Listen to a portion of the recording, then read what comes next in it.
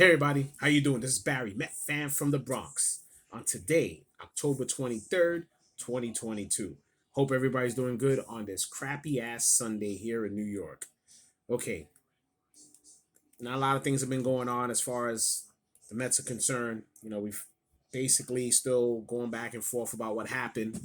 Uh, Fortunately, well, we became one of the teams with 100 wins that got bumped in the playoffs and only won one game. Us, the Dodgers, and the Braves.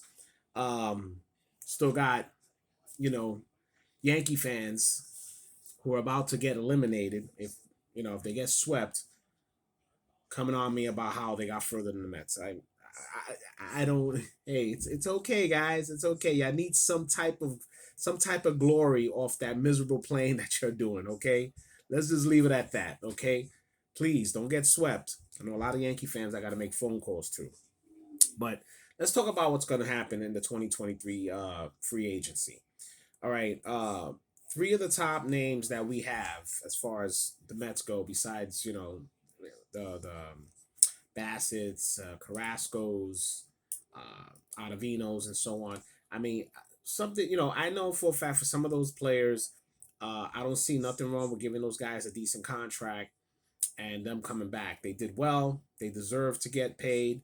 Nothing ridiculous, of course, but enough that they could come back and try to come back and get us back to where we need to be. But the three names I'm going with right now are going to be Nimmo, deGrom, and Edwin Diaz. Okay, there's been a lot of up and down talk about that. Okay, and whether we should resign deGrom or give Nimmo. I believe he does deserve what he should get. I mean, he's worked hard through our system. He's been a lifelong Met. He proved himself. I don't see why Nimmo shouldn't get paid, but if the powers that be feel that we can't keep him, there's other options out there just as good that could help fill in the holes in the outfield. And one of the main free agents everybody's been talking about is going to be Aaron Judge. Aaron Judge is going to be it's going to be probably demanding the most money out of all the free agents in the market.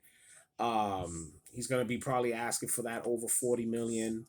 Uh, he's going to be asking for some serious cash. Let's just be real about that. If the Mets could throw him the money, why not?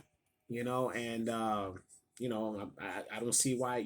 Aaron showed he could play center field. I mean, unless you want to just flip it, put Aaron Judge in right, and you could put Marte in center field, which was his natural position before, and your outfield will be pretty much set.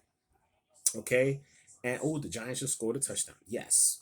Um, but there's other outfielders. I was looking Andrew Benintendi is going to be a free agent. He's only 29 years old. Lefty. He's you could I don't know if you want to compare him to Nimmo, but he's in that vein. Decent outfielder, lefty.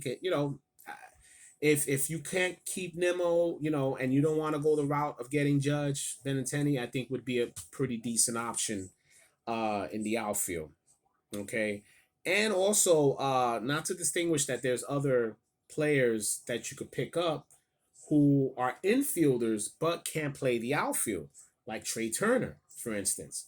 Trey Turner, don't forget, that's why he started out. He started out as a center fielder. He plays shortstop and the infield great, but he was a center, and he was actually a really good center fielder when he was with the Nationals. He's gonna be asking for some good money. He's a freaking leadoff guy, speed, good glove, bat. Uh, if you don't want to go the route of Judge, or you want, and maybe Benintendi is too, not in that level, and you want to spend a little more, Trey Turner's worth it. I mean, you could put him in the infield.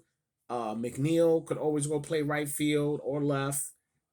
Marte in center field again. So you have things you could play with that. Okay. Then we were talking as far as McNeil, since we have those out with McNeil and Escobar, who can play the outfield.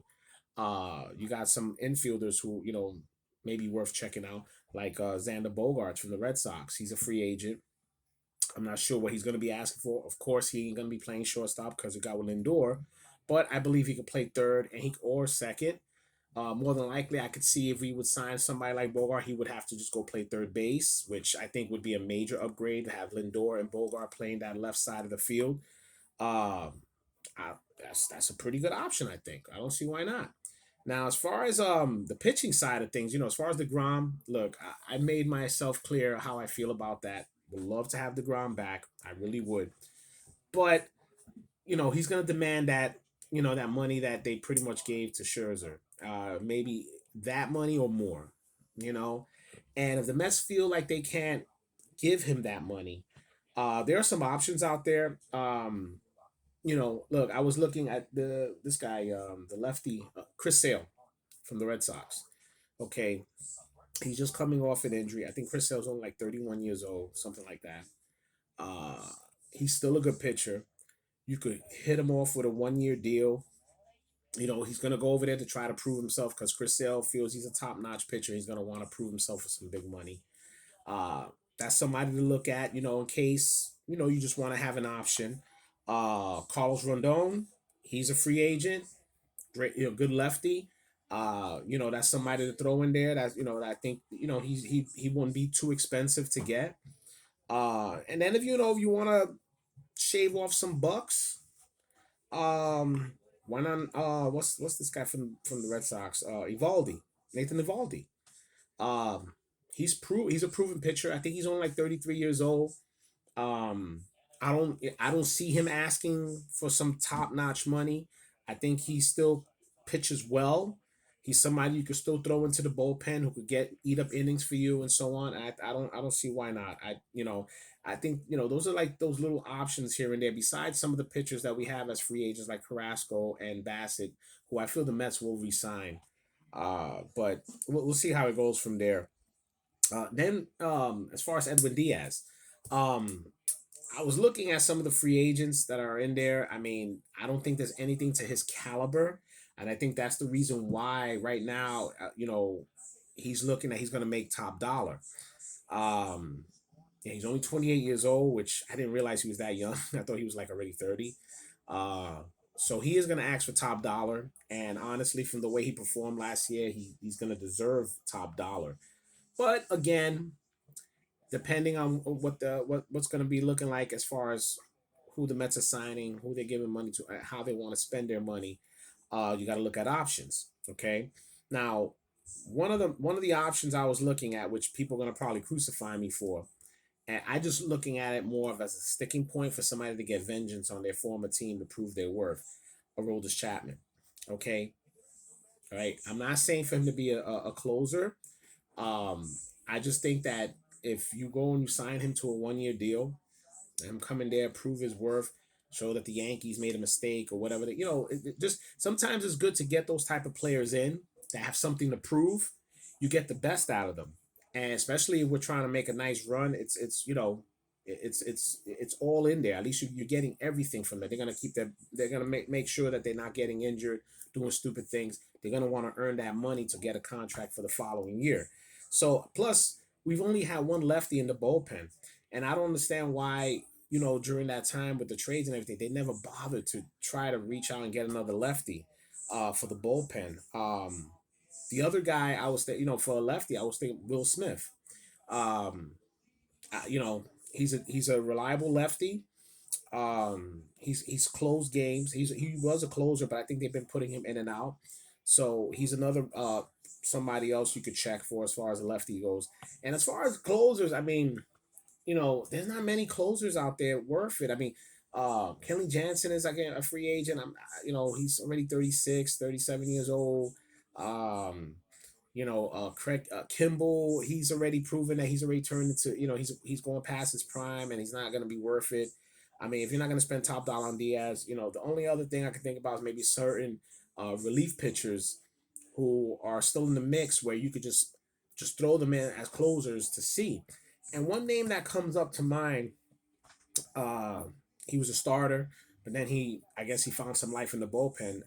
He was our former draft that we traded for Jonas Cespedes, which is Michael Fulmer. Uh, Michael Fulmer, he's got good stuff. He's only, how old is he? 28 years old, right? 27, 28 years old. He's already getting accustomed to being in the bullpen. I don't see why somebody like him, you could groom him. He has the stuff. He could, he could. I think he could be a great closer. You could probably get him for dirt cheap. All right, he's another one that he'll probably want to prove his worth. You could give him a 2 year contract or whatever. If things don't work out, he could just be in the middle of the middle, of the bullpen, and even as an emergency starter, because he could start. So it's just those little things, right? And as far as the DH position, because we had such a fine time with the DH position. Um, Jorge Soler is a free agent. He went to the Marlins. I don't think I think he was kind of average there, but considering that, I don't see, I mean, I know he's somebody who strikes out a lot. He's a power bat, a righty power bat, and that's something I think we were lacking for the DH spot. So yeah, look, see what's going on there, and somebody like Jorge Soler would be somebody worth checking out. He could play the outfield too in case you're of his short or whatever. He's a decent outfielder. Um, the one thing we want, I know a lot of people have been talking about, is we trying to stay away from the Mets going after middle or past their prime players. There's a lot of good players still. I mean, look, I'm not trying to look, there's still a lot of good older players who could do their thing. We're not saying nothing about that. It's just that when it comes to this time of free agents and trades, we got to try to build what we have to keep on going, not build just for now and then got to build again. So I think that's my take on that, guys. You tell me what you think. Um, I know there's other free agents there, or whatever. If you guys got some names, please throw it down onto the comment section. Let me know what you think, and we'll discuss. All right, all right, guys. Oh, one more. I think then that was going in there. I think there was some Shohei Ohtani stuff in there. I don't know how true, whatever. I know Shohei said I think the Mets was the only team he would ever get traded to, but that's all rumors until we hear from his mouth or his translator, whichever works. All right, guys. Thanks again for watching. Appreciate everybody for checking in, and let's just keep on going. Hopefully, we'll have a great season next year. All right. This is Barry, Met fan from the Bronx. Let's go Mets.